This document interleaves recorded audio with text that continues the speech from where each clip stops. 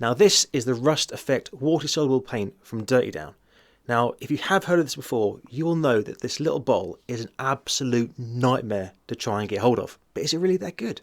Well, today we're going to find out. We're going to put it through its paces, try it out on a load of different things and see how it actually performs, and if you really can get rid of all those other Rust Effect paints. Now Dirty Down is a company which specialises in aging and weathering products. Now they've been producing these effects for film, television and theatre since the mid 1980s. Now this stuff is designed to simulate the patina, or the different layers or different shifting colours of rust on a surface. Now our test subject for today is going to be some of the terrain from the Kill Team Octaria set.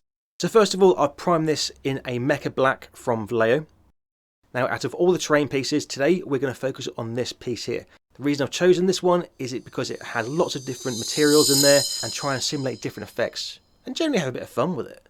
Now first of all, I want to see how this stuff reacts on top of a base primer, but also over some metallic paint as well. A few things to make sure you get right with this is that it needs to be at room temperature or warmer, so the bottle should feel kind of warm to the touch when you hold it. Now the pigment can settle to the bottom and it's got a little ball bearing in it to give it a really good shake to make sure it's mixed up nicely. Now this is water soluble, and if you add water to the paint pot, it could prevent the colour from working at all, which means you can play around with it with water to get different effects, and that is one of the things we're going to test in a bit. So I'm going to paint the exhaust pipes with the Dirty Down Rust straight from the bottle, straight onto the black primer, and see how that kind of works. Now this stuff dries really quickly, which is why it's important that you use it directly from the bottle, because if you put it onto your wet palette, for example, it'll dry too quickly and you're basically wasting money. Now the second bit, I'm going to also apply it over that corrugated iron type piece, which I've already painted in that gunmetal from Vallejo. So I'm going to put it on fairly thick with a little bit of dabs here and there. Now you can already see the colours starting to develop. Now the next test is I want to see how it performs when you add water. So I'm going to use a wet paintbrush and almost scrub the tops of that corrugated iron, almost like a reductive technique, where I'm taking some of that pigment away. Now traditionally, if you're painting a rusty surface, you would start with like a dark brown and then start building in all the different colours that you want to use. So I'm going to see how that kind of works with this stuff. And so I'm going to paint some of these components in a very, very dark brown and then apply the Dirty Down Rust product over the top of that and then see how that looks. Also, I'm quite interested to see how it works over brighter colours. So on this bit of corrugated iron, I thought I'd do something a little bit different. So I've painted it in the dark brown and then kind of stippled on like a light grey. And then I'm going to very roughly stipple on that Dirty Down Rust. Now that stippling effect was quite interesting. So I'm going to try that again on these two wheel hubs.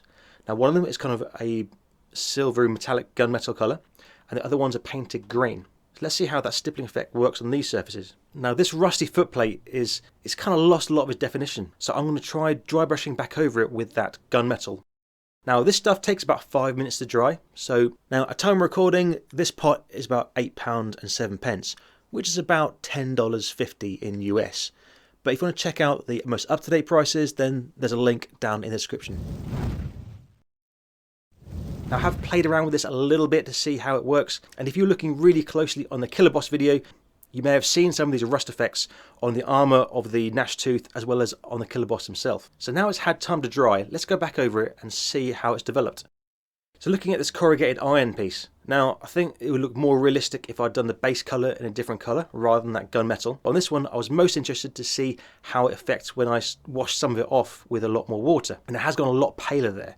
But there's still some nice variation in there. So onto the other bit of corrugated iron, the one we kind of painted up first of all and then stippled it on. So this one I didn't flood it quite as much. Now let me know what you think down in the comments. But to my eye, the stippling gives it a much more realistic effect than using the flooding it with a brush effect. However, I did kind of wash it over these two canisters and they do look quite good. Onto that footplate we dry brushed afterwards. So the dry brushing has not really affected that Dirty Down Rust. But I gotta say, I do like the patina on that metal pipe on the plate. That's really nice. Now moving on to those two wheel hubs.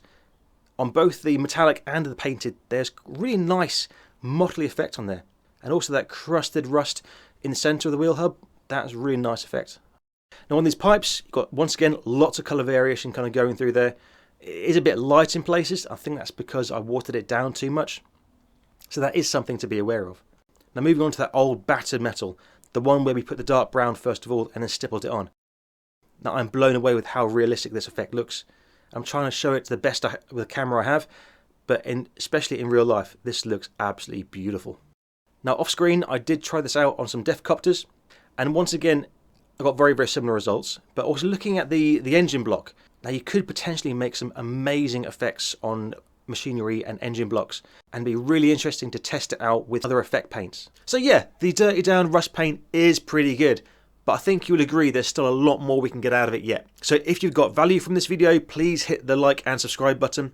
And if you want to learn even more about different techniques to get the most out of this stuff, then please hit this video right here.